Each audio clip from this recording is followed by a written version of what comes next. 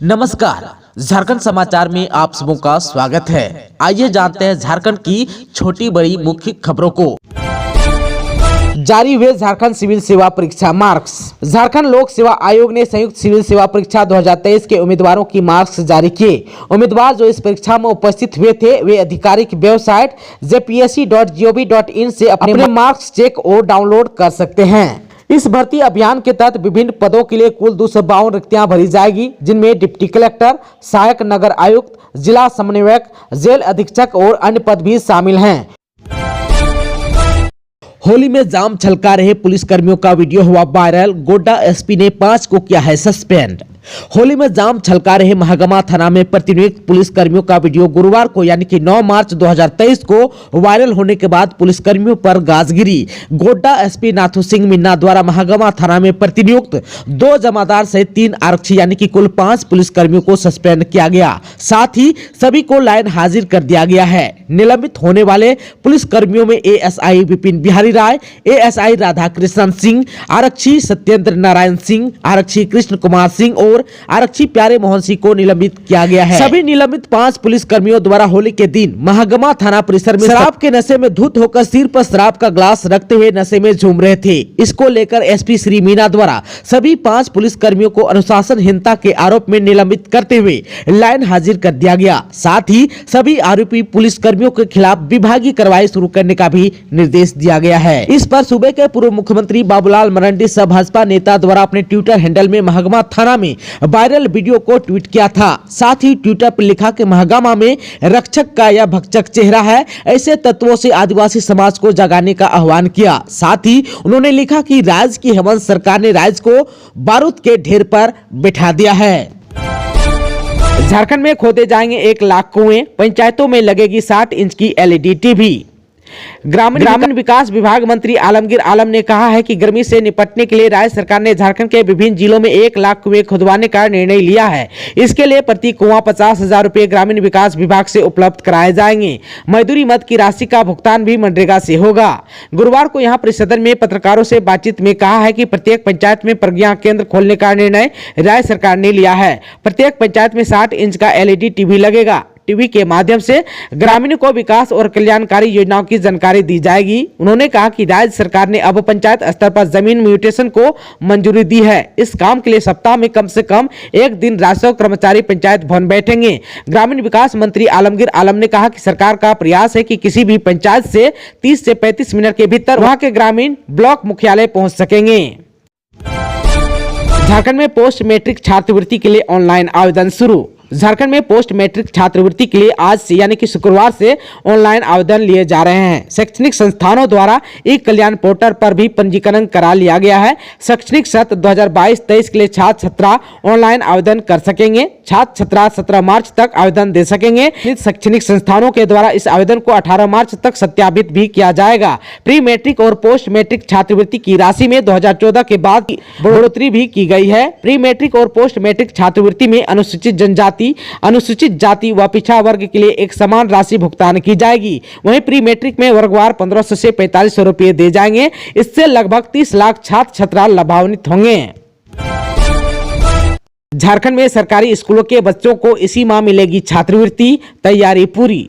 झारखंड के सरकारी स्कूलों में पढ़ने वाले सामान्य वर्ग के छात्र छात्राओं को इसी महीने मुख्यमंत्री विशेष छात्रवृत्ति का भुगतान किया जाएगा। स्कूली शिक्षा व साक्षरता विभाग इसकी तैयारी कर रहा है। इसमें सबसे ज्यादा 9वीं के 15,149 छात्र छात्राओं को छात्रवृत्ति की राशि मिलेगी, जबकि सबसे कम 12वीं के 11,122 छात्र छात्राओं को छात्रवृत्ति का लाभ दिया जाएगा। आप सबको बता दूं कि पहली से चौथी कक्षा के छात्र छात्राओं को 500 रुपये, 5वीं और 6ठी को 1000 रुपये, 7वीं से 10वीं को 1500 रुपये और 11वीं और 12वीं के छात्र छात्राओं के लिए 2300 रुपये छात्रवृत्ति के रूप में मिलेंगे। पहली से 12वीं में पढ़ने वाले सामान्य वर्ग के उन सभी छात्र छात्राओं को जिन्हें अन्य कोई दूसरी छात्रवृत्ति नहीं मिल रही है, उन्हें मुख्यमंत्री विशेष छात्रवृत्ति का लाभ दिया जाएगा।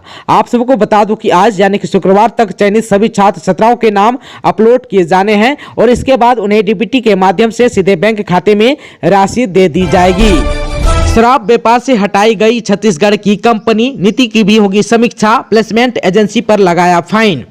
झारखंड में शराब बेचने के लिए नियुक्त छत्तीसगढ़ सरकार की कंसल्टेंट कंपनी को झारखंड सरकार ने हटा दिया है। उत्पाद एवं मद्य निषेध मंत्री जगन्नाथ महतो ने विभाग के प्रस्ताव को अपनी सहमति भी दे दी। इसके अलावा मंत्री ने विभाग अधिकारियों को राज्य में लागू नई उत्पाद नीति की समीक्षा के निर्देश भी दिए। इसके जरिए यह पता लगाया जाएगा कि नई उत्पाद नीति के तहत निर्धारित लक्ष्य के अनुरूप राजस्व की प्राप्ति क्यों नहीं हुई। राज्य में प्रभावी उत्पाद नीति 31 मार्च तक लागू है। ऐसे में इस माह के अंत तक आगे की नीति पर निर्णय लिया जाएगा। आप सबको बता दूं कि झारखंड में शराब की बिक्री से राजस्व बढ़ाने के लिए वर्ष 2022-23 में नई उत्पाद नीति लागू की गई थी। इसके तहत Chhattisgarh state marketing corporation limited को कंसल्टेंट नियुक्त किया गया था। कंपनी के लिए 1 करोड़ रुपए की फीस भी निर्धारित की गई थी। हालांकि कंसल्टेंट की सलाह के अनुरूप राज्य में शराब के राजस्व में बढ़ोतरी नहीं हुई। वित्त वर्ष 2022-23 के लिए शराब की बिक्री से 2310 करोड़ रुपए राजस्व प्राप्ति का लक्ष्य तय किया गया था, लेकिन अब तक लगभग 1750 करोड़ रुपए का राजस्व ही प्राप्त हुआ। यह निर्धारित लक्ष्य से लगभग 560 करोड़ रुपए कम है। वित्त वर्ष समाप्त होने में मात्र 21 दिन ही शेष बचा है, यानी कि शराब से राजस्व के औसत को देखते हुए 31 मार्च तक इसे प्राप्त करना संभव नहीं दिख रहा है। विभाग इसको लेकर चिंतित है। झारखंड में 15 मार्च तक रांची समेत कई इलाकों में बारिश की है उम्मीद। तापमान में भी हो सकती है वृद्धि। रांची और आसपास के कई इलाकों में 15 मार्च तक मौसम में उतार चढ़ाव जारी रहेगा। आप सबको बता दूं कि 9 मार्च की रात भी कहीं कहीं छिटपुट बारिश हुई। मौसम विभाग के अनुसार 10 और 11 मार्च को यानी कि आज और कल भी कई इलाकों में बादल छाए रहेंगे और मेघ गर्जन के साथ हल्की वर्षा होने की संभावना है, जबकि 12 मार्च को दिन में मौसम साफ रहेगा। 14 और 15 मार्च को एक बार फिर बादल छाए रहने व कहीं कहीं बारिश होने की संभावना है। मौसम विभाग के अनुसार अगले कुछ दिनों में तापमान में 2 से 3 डिग्री सेल्सियस की वृद्धि हो सकती है। इधर होली के दिन जो है रांची और आसपास के कई इलाकों में सुबह से बादल छाए रहे। कुछ इलाकों में बूंदाबूंदी तो कहीं कहीं कुछ देर के लिए रिमझिम बारिश भी हुई, लेकिन दूसरे दिन 9 मार्च को अधिकतम तापमान में लगभग 5.5 डिग्री सेल्सियस की वृद्धि हो गई, जबकि न्यूनतम तापमान 2.9 डिग्री सेल्सियस की कमी आई। पूजा सिंघल सहित अन्य पर आरोप का गठन 23 मार्च को, जाने कब होगी डिस्चार्ज पिटीशन पर सुनवाई। खूंटी के मनरेगा योजना से जुड़े मनी लॉन्ड्रिंग मामले में निलंबित आईएएस पूजा सिंघल की गुरुवार को ईडी कोर्ट में पेशी हुई। इनके अलावा सीए सुमन कुमार, बर्खास्त जूनियर इंजीनियर राम विनोद प्रसाद सिन्हा और खूंटी के तत्कालीन सहायक अभियंता शशि प्रकाश की पेशी वीडियो कॉन्फ्रेंस के माध्यम से ईडी कोर्ट में हुई। ईडी के विशेष न्यायाधीश प्रभात कुमार शर्मा की कोर्ट ने पूजा सिंघल, सुमन कुमार और शशि प्रकाश के आरोप गठन के बिंदु पर सुनवाई के लिए 23 मार्च की तिथि निर्धारित की। इससे पूर्व 16 मार्च को पूजा सिंघल की डिस्चार्ज पिटीशन पर सुनवाई होनी है। राम विनोद प्रसाद सिन्हा के खिलाफ कोर्ट पूर्व में आरोप गठित कर चुकी है। सोलर सिटी बनने की ओर जमशेदपुर, सौर ऊर्जा से मिलेगी 37 मेगावाट बिजली। जमशेदपुर शहर सौर ऊर्जा की ओर बढ़ रहा है। जेरेडा के अधिकारियों ने बताया कि अभी वहां 37 मेगावाट का सौर ऊर्जा प्लांट प्रस्तावित है, जिसमें 2.2 मेगावाट का सौर ऊर्जा प्लांट सोनारी एयरपोर्ट में चालू हो चुका है। अन्य जगहों पर टाटा स्टील और टाटा पावर द्वारा सौर ऊर्जा प्लांट लगाया जा रहा है। बताया गया कि टाटा स्टील जलाशयों में 9.8 मेगावाट का फ्लोटिंग सोलर पावर प्लांट लगाया जा रहा है। वहीं डोमजोरी में टाटा पावर द्वारा 15 मेगावाट का सोलर पावर प्लांट लगाया जा रहा है। यह जमशेदपुर का अब तक का सबसे बड़ा प्लांट होगा। वहीं दूसरी ओर टाटा मोटर्स परिसर में 3 मेगावाट का सोलर रूफटॉप प्लांट लगाया जा रहा है। वहीं टाटा स्टील परिसर में 5 मेगावाट का रूफटॉप प्लांट लगाया जा रहा है। टाटा बालू स्कोप परिसर में भी 1.2 मेगावाट का रूफटॉप प्लांट लगाया जा रहा है। शादी का वादा कर जबरन शारीरिक संबंध बनाकर किया गर्भवती, गुमला कोर्ट में केस दर्ज।